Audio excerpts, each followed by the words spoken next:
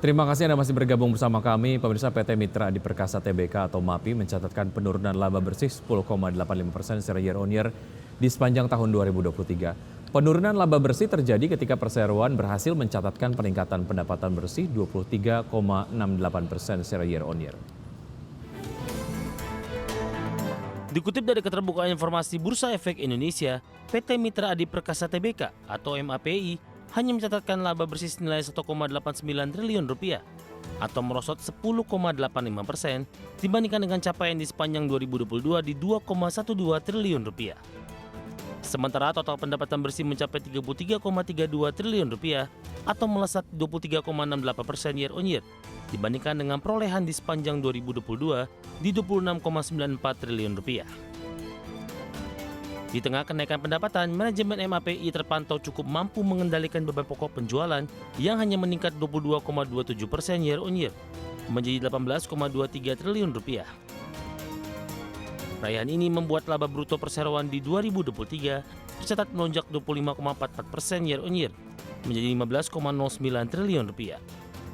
Namun laba sebelum pajak penghasilan dicatatkan hanya bertumbuh 0,95% year on year menjadi 3,2 triliun rupiah. Pertumbuhan tipis ini terutama disebabkan lonjakan beban penjualan 28,72% year on year menjadi 9,68 triliun rupiah. Kemudian ditambah beban umum dan administrasi meningkat 26,39% year on year menjadi 1,82 triliun rupiah. Per 31 Desember 2023, total liabilitas MAPI tercatat membengkak 34,19% year on year menjadi 15,11 triliun rupiah yang didominasi oleh kewajiban jangka pendek mencapai 11,05 triliun rupiah. Sementara itu jumlah ekuitas hingga akhir Desember 2023 tercatat 12,41 triliun rupiah atau meningkat 27,15% year on year. Berbagai sumber Adex Channel.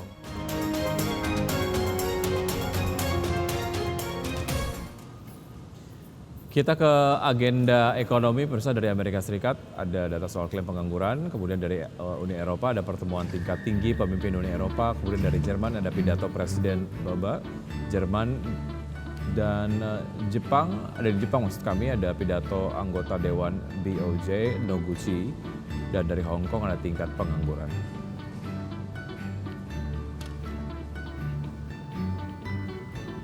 Dari emiten, pemirsa, untuk PRDA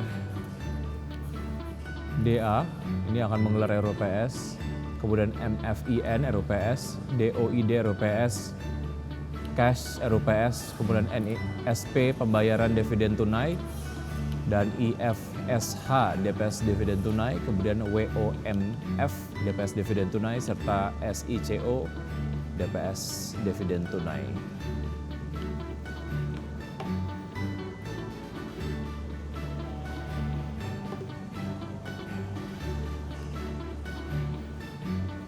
Ya, pemirsa, dan untuk berbincang pagi hari ini kita akan berdiskusi dengan Mas Dali Fikriana, Research Analyst RDK Elite Sekuritas.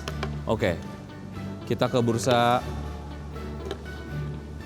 Asia. Nikkei melemah 0,15%, STI Singapura menguat 0,76%, Kospi Korea menguat 1,52%, dan Hang Seng Hong Kong menguat 0,01%.